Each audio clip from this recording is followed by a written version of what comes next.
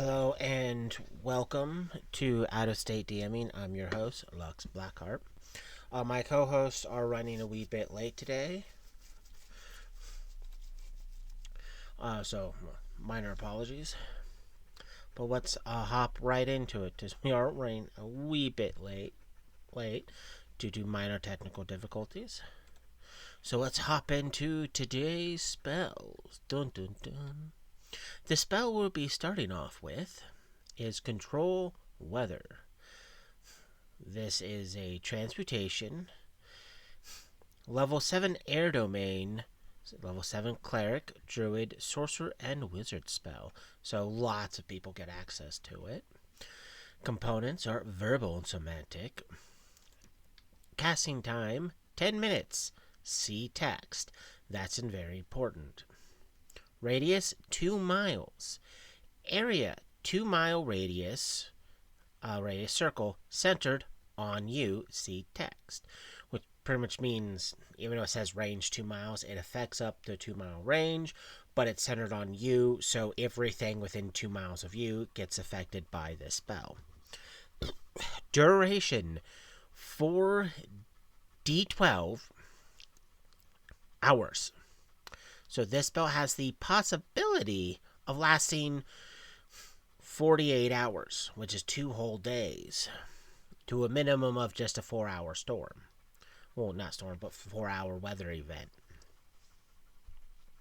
which is good. Saving throw, none. Spell resistance, no. Description. You change the weather in the local area. It takes 10 minutes to cast a spell, and an additional 10 minutes for the effect to manifest. The current natural weather conditions are determined by the DM. You can call forth weather appropriate to the climate and season of the area you are in. And it does go for the seasons. Spring, you can possible weather effects could be tornadoes, thunderstorms, sleet storms, or hot weather, which pretty much means the temperature goes up. Summer, torrential rain, heat wave, or hailstorm, because those can happen in summer. Autumn, hot or cold weather, fog or sleet. This is in autumn. Winter, frigid cold, blizzard, or thaw. So you can just really mess up people with a lot of snow-based effects. Late winter, hurricane force winds, or early spring coastal area. So pretty much if it's early enough in the spring and it's a coastal area, you can get a hurricane force wind. Or if it's really late winter, same thing. So it's like this sweet spot of hurricane. Further description. You control the general tendencies of the weather, such as the direction and intensity of the wind. You cannot control specific applications of the weather, whether lightning up into where lightning strikes, for example, or the exact path of a tornado. When you select a certain weather condition to occur, the weather assumes that condition 10 minutes later, changing gradually, not abruptly. The weather continues as you left it for the duration or until you use a standard action to designate a new kind of weather, which fully manifests itself 10 minutes later. Contradictory conditions are not possible simultaneously. Fog and strong wind, for example. Control weather can do away with atmospheric phenomenons, natural occurring or otherwise, as well as create them. A druid casting this spell doubles the duration and affects a circle with a 3-mile radius. So even though sorcerer, wizards, clerics, and druids get to cast this spell, druids get to affect a larger area, and it affects twice as much. Well, affects twice as much. It lasts twice as long. So it's probably best that a druid casts this, because again, a druid, it's a 3 mile instead of 2 miles, so it's 50% bigger radius, and it lasts so much longer. Even though sorcerer, wizards, and stuff, it's still a really good spell for them to cast. Because you can, depending on time and weather, you can really have fun with it. And technically, you don't have to have a negative weather effect. You can technically change it to be better. Like, for instance, if it's horrible tsunamis, well, not tsunamis, like it's torrential downpour and stuff, you can use control weather for a brief time period to have that window where it's not raining as much, or the wind's not strong, or for just that affected area, you can disrupt a hurricane. So any of the weather conditions that are negative, you can technically counter. And the easiest way to counter control weather is with control weather.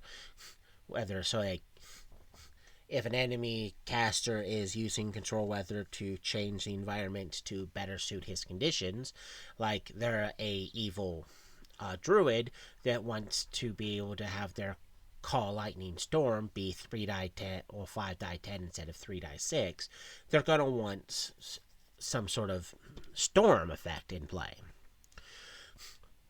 Well, the party can go, oh, that's stormy, that's a druid, they're going to use storm-based things. So let's change it.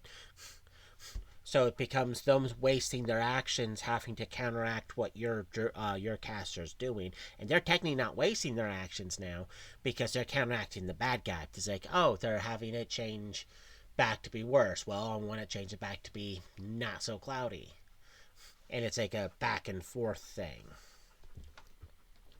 But it's still a really good spell, and you could use it to have for that time period, have rain fall where there's been a drought, so now there's rain. You can have a temporary reprieve from heat waves, or just not have it be so horrifically cold by, oh, hey, it's snowing and it's cold. Well, let's just have it be a cloudless day. So the sun can help heat things up to help keep people from freezing. So it's still really good to counteract negative effects. If you have any questions about control weather, please leave a comment.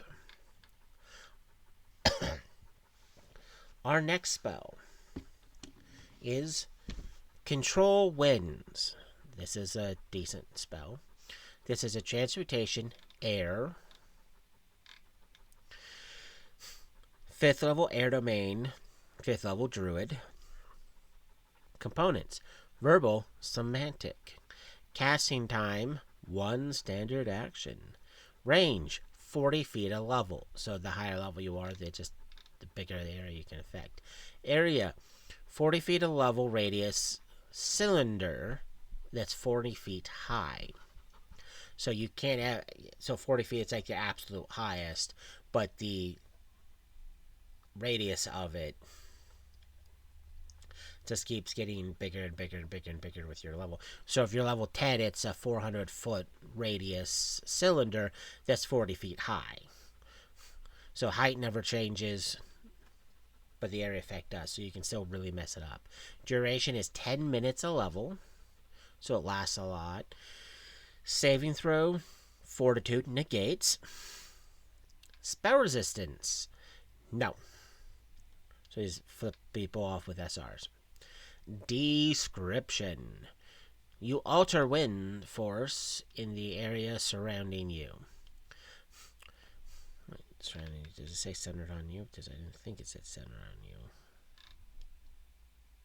That's right. Surrounding you. You can make the wind blow in certain direction or manner, increase its strength or decrease its strength. The new wind direction and strength persists until the spell ends or until you choose to alter your handiwork, which requires concentration. You may create an eye of a calm area up to 80 feet in diameter, which is 40-foot radius, at the center of the area if you so desire. And you may choose to limit the area to any terrific areas less than your full limit. For example, a 20-foot diameter tornado centered 100 feet away. So you can really mess things up. Wind direction. You may choose one of 4 basic wind patterns to function over the spell's area. Downward draft blows from the center outward in equal strength in all directions. So it just blows in all directions, so yay. An uplift blows from the center edge in towards the center, the outer edge in towards the center, in equal strength from all directions, veering upward before impeding on the eye in the center. So it's rotational causes the wind to circle the center in a clockwise or counterclockwise fashion. So circle. A blast simply causes the wind to blow in one direction across the center area from one side to another. So it's just going like that. Wind strength. For every 3 caster levels, you can increase or decrease the wind strength by 1 level. The categories of wind strength are briefly described below, with more details to be found in the Dungeon Master's Guide. Ooh. Dungeon Masters. Each round on your turn, a creature in the wind must make a fortitude saving throw or suffer the effects of being in the wind area. Strong winds is 21 plus miles an hour, makes sailing difficult. Severe winds, 31 plus miles an hour, causes minor ships and building damage. A windstorm, 51 miles plus, drives most flying creatures from the skies, uproots small trees, knocks down light wooden structures, tears off roofs, and endangers ships. Hurricane. The force winds, hurricane force winds, 75 plus miles an hour, destroys wooden buildings, sometimes uproots large trees, and causes most ships to founder. A tornado, which is 175 miles plus, destroys all non-fortified buildings and often uproots large trees. So, depending on wind direction and your how level you are, because again, it's states for every 3 levels, you can increase or decrease the wind strength by 1 level. Not by miles per hour, but by straight level, because the level determines miles per hour.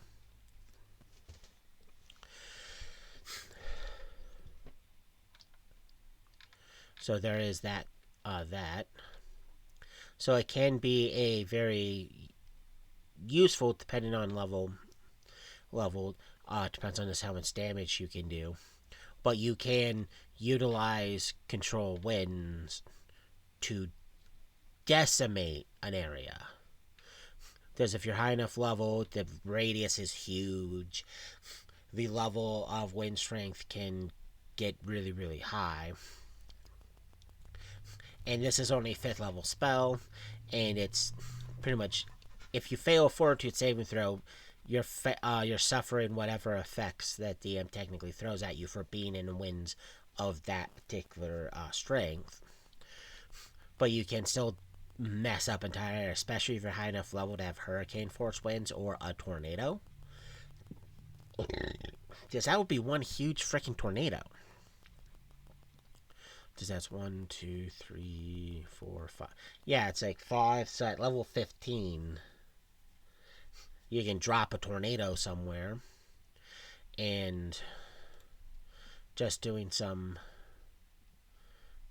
basic math,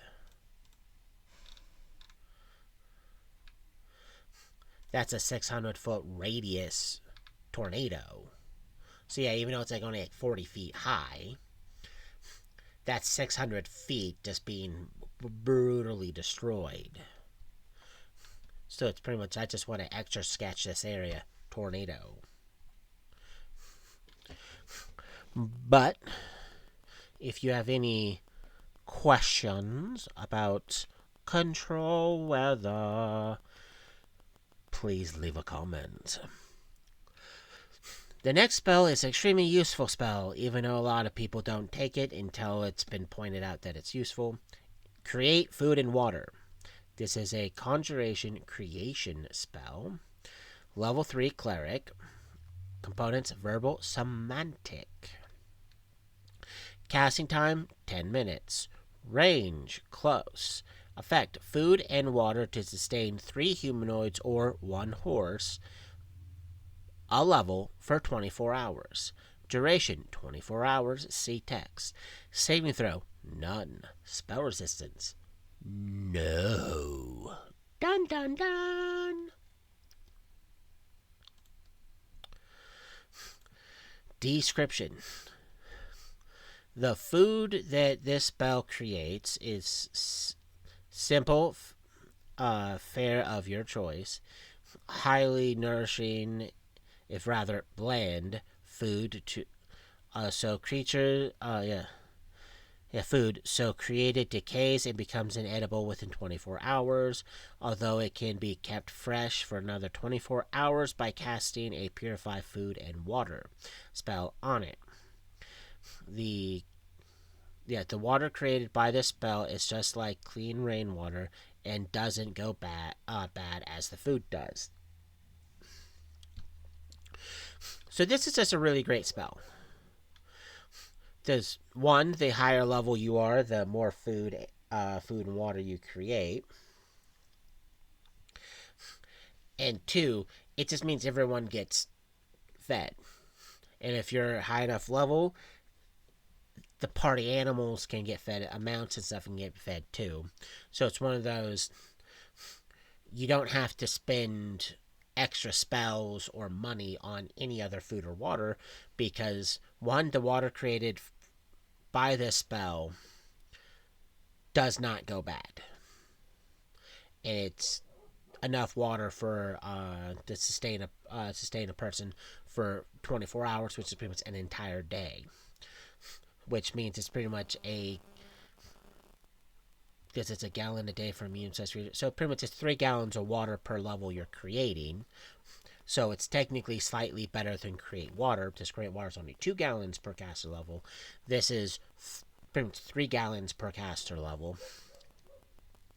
But it's also creating enough food for 3 people per level, which a person needs to eat at least a pound of food a day. And this is by the book, not some people don't eat real life versus game life. Game life trumps it. But it's still like at least 3 pounds of food that within 24 hours will go bad, but it's still enough food to feed 3 people. Or it's enough food and water for a large-sized creature. Typically a horse, because that's the primary mount that a lot of people use, even though technically small-sized creatures will use like a donkey or a riding dog. Some environments may have different types of mounts, like dire wolves or large birds. So a little bit of leeway can be given it, so you can just put pretty much one large-sized mount. But needless to say, it still creates a lot of food and water that sustains them for the entire rest of that day. So, or at least 24 hours. So you can cast it in the morning. Everyone gets to have a nice, happy food, and they don't have to eat the rest of the day. Or before everyone goes to bed, you eat it. Or you cast a spell, you eat it, which means every night you just repeating it. Needless to say, you're still providing everyone with a lot of food. And because it's a third level spell, so you're going to probably be at level 5 or 6. That's going to be at like 15 people right off the mat at a relatively low level. There's 5 and 6 isn't high level. That's borderline mid level. But it's a lot. And if you use purify food and water, you can make it last another 24 hours. So you technically can use a lower level spell to keep the food you create fresher longer, because you're creating a crap ton of food. So at higher levels, you're decreasing the actual, you don't have to actually prep and cast that spell every single day, because hey, you just hit it once a day with this until all the food's gone. So this is a really good spell, and the reason I state that this is a spell that people don't really take until it's pretty much pointed how good it is, I mean it. Because again, I've been playing for like 30 years. This is one of those spells that if people take it, your party's saving money. Your party's saving, technically, effort and resources. Because food costs money. Rations, it costs money. Eating at taverns costs money.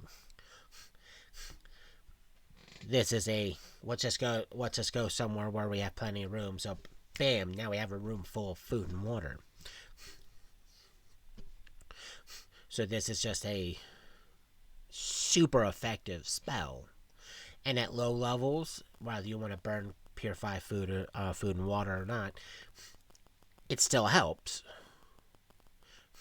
Whether at higher levels, you can use purify food and drink, and you're just going to have days, if not weeks, worth of food. Because again, that's as I say, like level 16.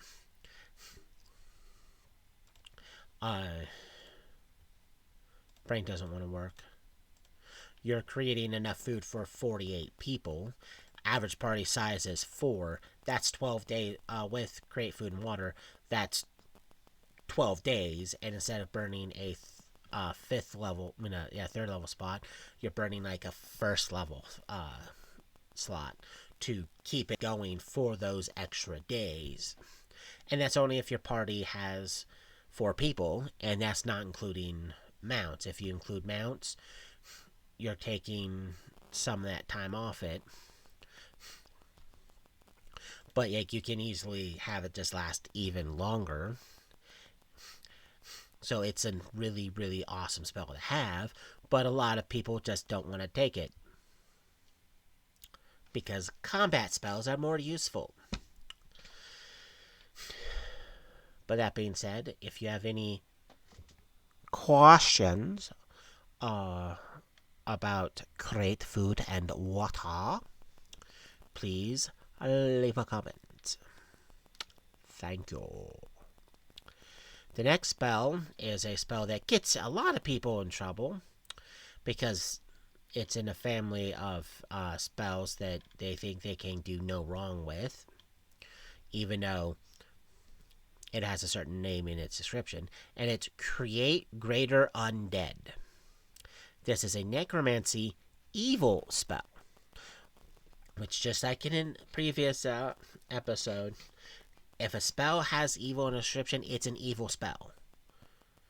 Doesn't matter what you plan on doing with the spell, it's an evil spell. You're not the good guy for casting this spell. Just get evil spell. There's no, I want to have a undead protecting this place. It's like, no, it's an evil spell. You're getting evil points. Maybe counteract it slightly, but no, it's still evil points because it's an evil spell. This is a level 8 cleric spell. 8th level, death levels, 8th level death spell for the death domain. 8th level wizard sorcerer spell. Description: this spell functions like create undead, except that you can create more powerful and intelligent sorts of undead: shadows, wraith, specters, and devourers. See the Monsters Manual for more information on all types of undead. The type or types of undead you can create is based on your caster level, as shown on the table below. If you are 15th level or lower, Shadow; 16th to 17, Wraith; 18 to 19, Spectre; 20 or higher, Devourer. Now, I said this is an evil spell, and you are turning a dead person into one of these things. And it works just like Create Undead, which we'll go into just in a moment. But if you have any questions about Create Greater Undead, please leave a comment. Create Undead, the lower level version of Create Greater Undead, and the basis for it. This is a Necromancy Evil spell. Caster level 6, 6th level Death Domain, 6th level Evil Domain, 6th level Sorcerer Wizard spell. Components: Verbal Semantic Material. Casting time: 1 hour. Range: close. Target: 1 corpse. Duration: instantaneous. Saving throw: none. Spell resistance: none.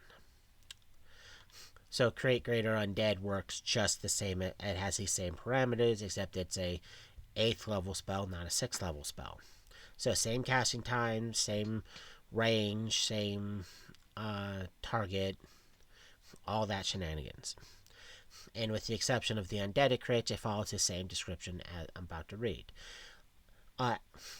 A much more potent spell than Animate Dead, this evil spell allows you to create more powerful sort of undead: ghouls, ghast, mummies, and morgues.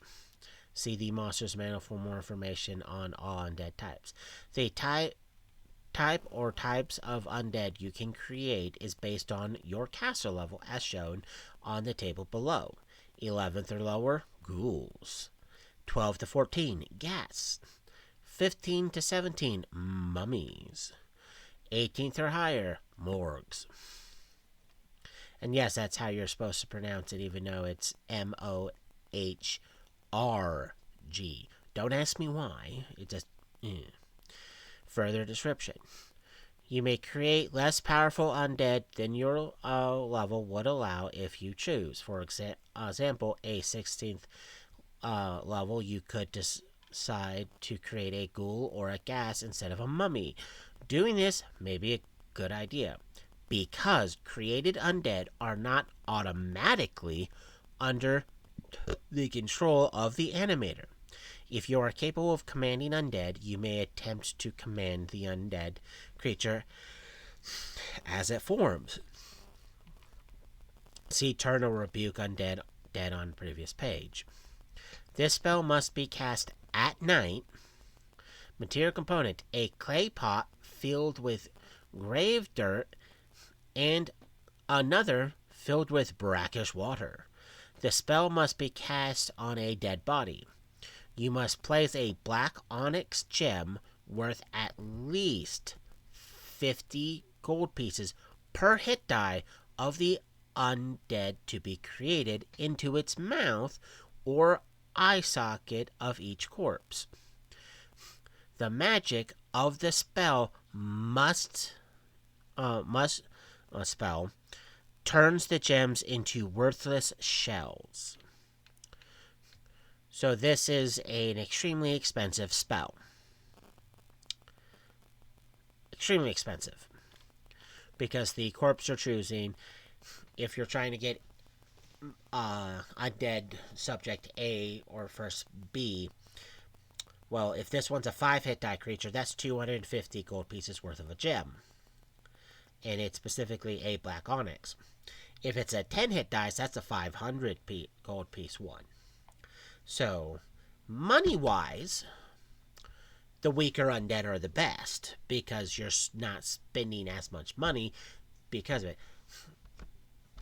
Control-wise, the weaker ones are, because if you have no ability to control undead, Viva spells that let you do it, or the ability to take command of undead, like evil clerics, well, problems occur because you have an intelligent undead that's not under your control.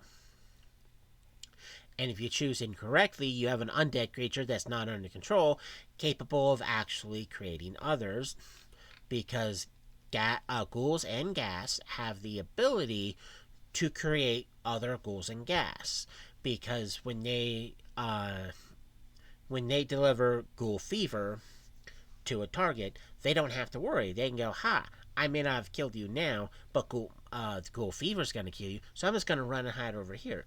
Well, once the subject dies while under the effects of ghoul fever, be it ghoul fever killing them or something else killing them, they become a ghoul or a ghast. So they can spread like a plague.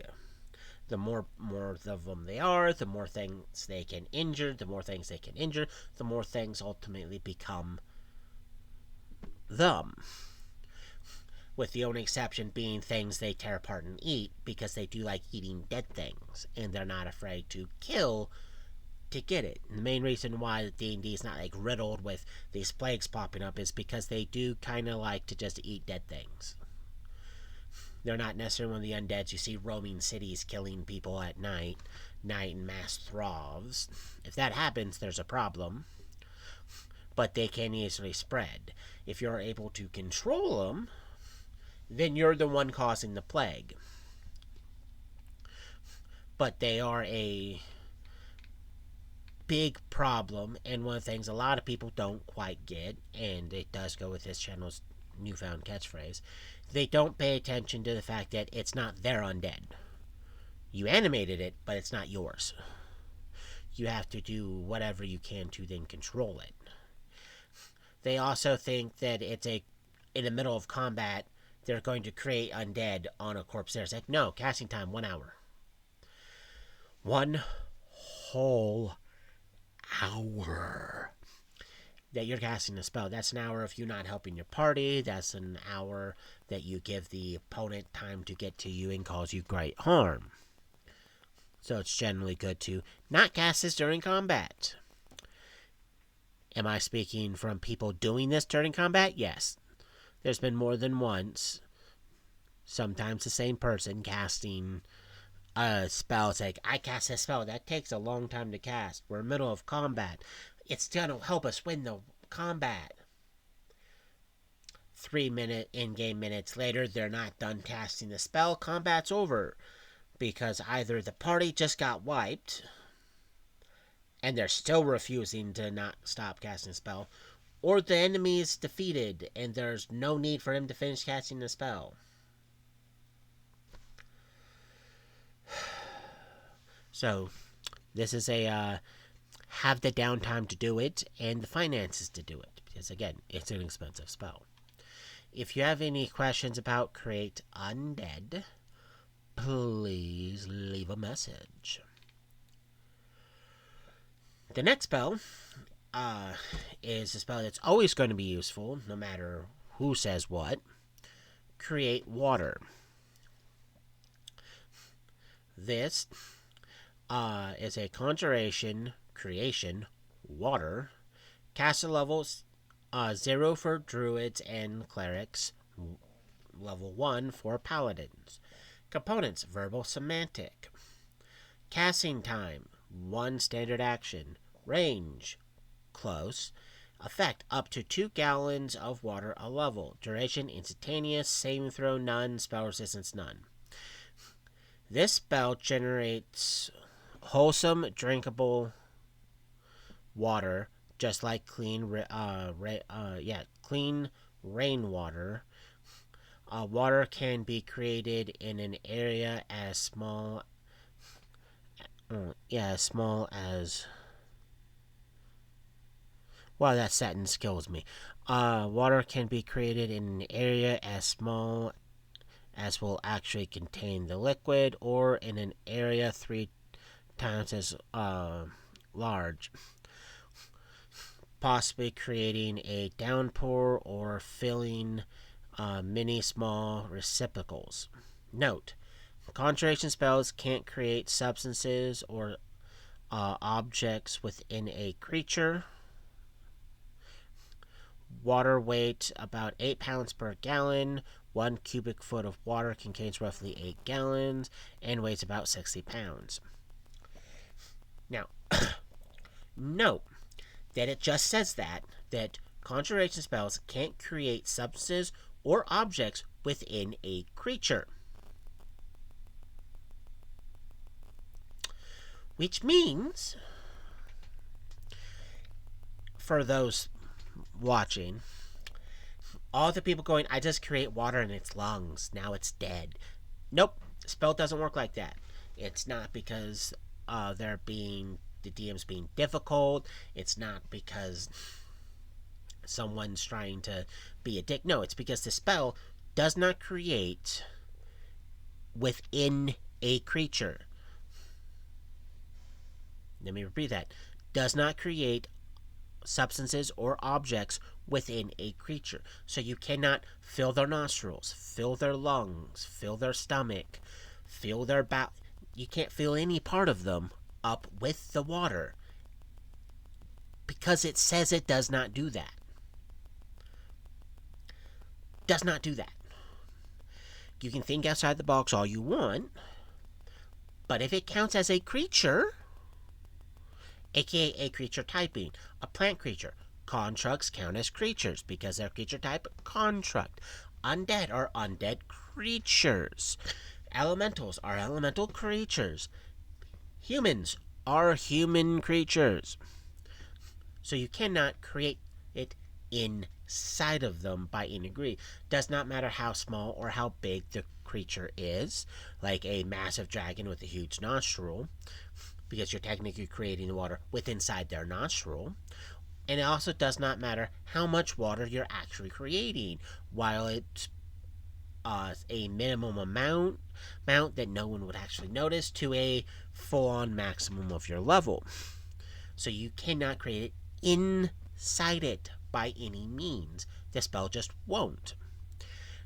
Now, if you're going to think outside the box on how this particularly works, says it creates an area as small as will actually contain the liquid, or in an area 3 times as large, possibly creating a downpour or filling many small receptacles. When it says downpour, means you can go, oh, I'm a 10th level caster. I can create 20 gallons of water. There's 8 gallons in 1 cubic foot of water. So you can create at minimum 2 cubic feet with 4 gallons remaining, which that's technically half a foot of cubic water, roughly. So you can have that fall down on them, which that's well over 100 pounds of water just flying down on someone. May not kill them, but you could knock someone down. You could do some minor damage on it. You could just end up soaking an entire area by doing that, making it so much easier to go, hey, Thunderman, lightning bolt him. Well, he's now soaking wet and denied his reflex saving throw. So it's like, think outside the box. Do people want to think outside the box? No.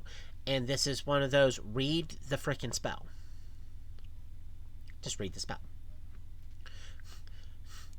And this does hit a strong note because over my years of being a player and a DM, people going, hey, I create inside their lungs. It's like, no, spell doesn't do that. But I'm creating water and it's technically a small reciprocal. It's like, no, no, no, no, no, no. Not a reciprocal. It's a creature. It says no. Stop trying to make the spell do more than what it does. So it is a sore spot because people want to waste time arguing about it. So at any point moving on, while you're the DM or a player and someone goes, create water, read the spell to see if it actually will let you do it. Read the spell. Because again, in 3.5, it states that you can't create it with inside a creature. In other editions, it says it adds in such things as harmless. Why does it say harmless? It's because it's supposed to be a harmless spell. It's supposed to be a spell that doesn't do harm. That's what harmless spells are. They're harmless. If it's doing harm, it's because you're thinking outside the box, and the harming effect isn't a direct correlation to casting a spell. It's because it's an alternate effect. But I'm beating a dead horse. So if you have any questions about Create Water, please leave a message. Still a good spell, though. The next spell, Creeping Doom. This is a conjuration summoning 7th level bard spell. Components, verbal semantic. Casting time, 1 round. Range close. Range close. 100 feet, see text. Definitely gonna have to see text about that. Effects, 1 swarm of centipedes per 2 levels. Yes, would summon lots of bugs. Duration, 1 minute a level. Saving throw, none. Spell resistance, none. When you utter the spell of Creeping Doom, you call forth a massive centipede swarms, 1 per 2 caster levels, to a maximum of 10 swarms at 20th level, which need not appear adjacent to one another. See Monstrous Manual for details of centipede swarms. You may summon the centipede swarms so that they share the area of another creature. The swarms remain stationary, attacking any creature in its area, unless you command the Creeping Doom to move, a standard action.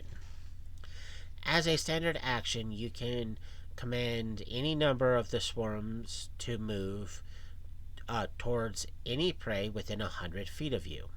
You cannot command any swarm to move more than 100 feet away from you. If you move more than 100 feet from any swarm, that swarm remains stationary, attacking any creature in its area, but it can be commanded again if you move within 100 feet.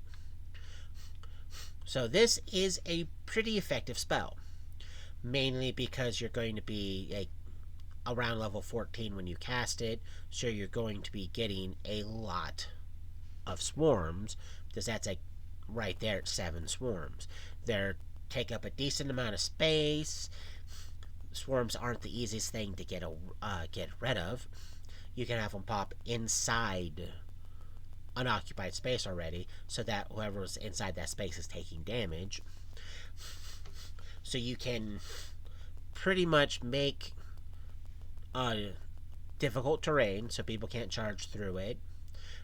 They can't technically attack around them, so people don't have to worry about attack opportunities, but they do have to worry about trying to move through it, or if they're pretty much inside the swarm at any given time.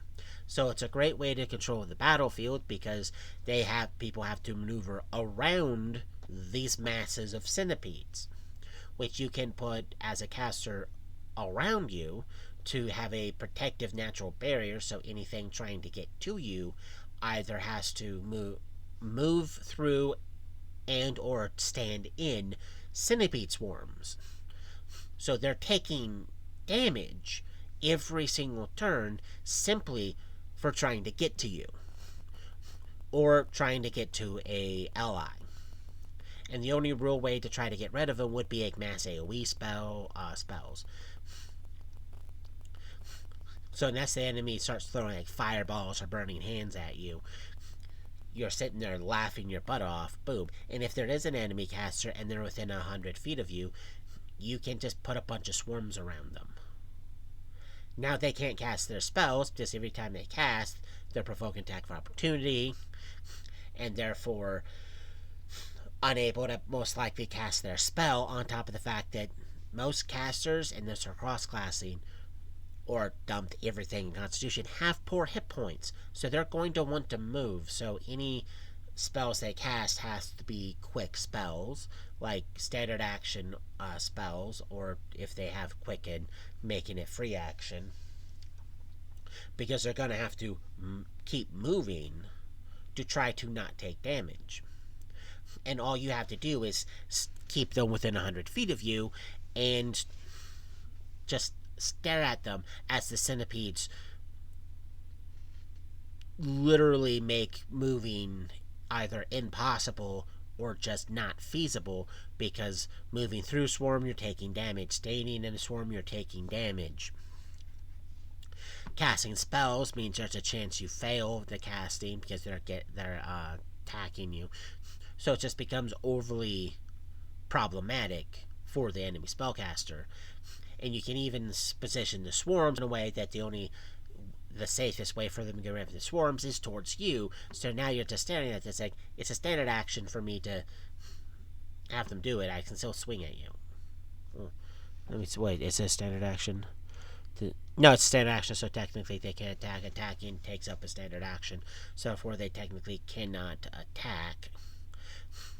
But on their turn, if they don't have to actually have the centipedes move, then yay, they can do what they want. But at the same time, it's like, you're not going anywhere because you're coming towards me, or you're getting torn apart. And once your caster level reaches 20, you have 10 swarms. That's a lot of swarms on the field. And that's only if you cast the spell once. The spell does last 10 minutes, so you can cast it as many times as you prepper for that day, so you can have the entire field covered in centipedes.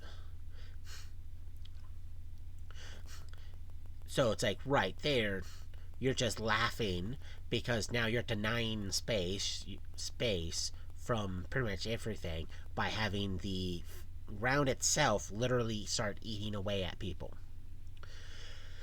So this is a very, very potent spell. All you have to do is make sure the swarms stay within 100 feet of you so you can command them. And that's only if you want to command them. If you just want to leave them as a stationary thing, you can just leave. They'll eventually disappear. And there are certain things you could get to do. Like, if you want extended, well, you can double that duration. Or feed either the rod or taking the feet. You can take empowered, which means you're getting 50% more swarms. So at level 20, instead of getting 10 swarms, you're getting 15 swarms. And feet of the feet, getting the feet and the rod, you can have it extended and have that additional 5 swarms. So it's 2 minutes of caster level instead of 1. So they're lasting 40 minutes, and there's 15 of them. And that will be per casting. So you're just literally laughing as there's just a field full of centipedes, either deterring or slowing down anything trying to get to you. Because, well, the centipedes are going to make that problematic. But if you have any questions about Creeping Doom, please leave a comment. The next spell is a spell that I have seen upset many people because either doesn't work the way they want or they just want to cry. Crushing Despair. This is an enchantment, compulsion, mind affecting. 3rd level, Bard. 4th level, Sorcerer Wizard. Components: verbal, semantic, material. Casting time, 1 standard action. Range, 30 feet. Area, cone-shaped burst. I'm about to bust. Duration, 1 minute a level, so it lasts a decent time. Saving throw, will negate. Spell resistance, yes. Description: an invisible cone of despair causes great sadness in the subjects. Each affected creature takes a -2 penalty on attack rolls, saving throws, ability checks, skills, and weapon damage. Crushing Despair counters and is dispelled by Good Hope. Material component: a vial of tears. Yes, this is a spell that requires tears. Not just water with salt in it, but actual tears. So as long as your character's good at crying, or just good at making other people cry, you can collect a vial of tears. Now, when it says vial of tears, it's not a tiny vial, it's a legit vial. Because you have to remember, tear components are pretty specific. If it says vial of tears, it's a standard vial with tears. So it's going to be a lot of crying. If it would be a smaller vial, it would say a small vial of tears. Or if it wanted more, it would say like a pint of tears. But it's a vial of tears. A DM may be more lenient if he's utilizing smaller vial detainers or detainer-like vials. Detainer-like vials. That's a horrible statement. But detainers that are pretty much vials but smaller. But typically, you have to look at how much ounces of liquid a vial holds out of the player's handbook, and that tells you how much tears you need. So that's a lot of crying just to pull off this spell. But it's still a good spell because, again, it lasts a minute per level. It affects multiple creatures in a cone-shaped burst, so you can hit a bundle of creatures.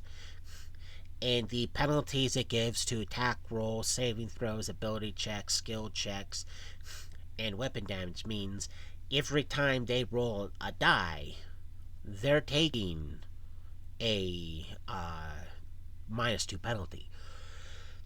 So it's harder for them to hit you. It's harder for them to damage you. It's all future saves are going to be that much harder.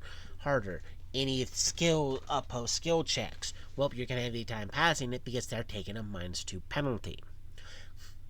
So despite the problematic of getting a vial full of tears, this is an awesome spell. Now, if you have any questions about Crushing Despair, please leave a comment. On that note, because I did somewhat get a slight late start, that will be the last spell I cover for today. So, for those who watch this, thank you for watching. It's much appreciated. Please stay tuned for next week for more spells from out-of-state DMing. Thank you very much.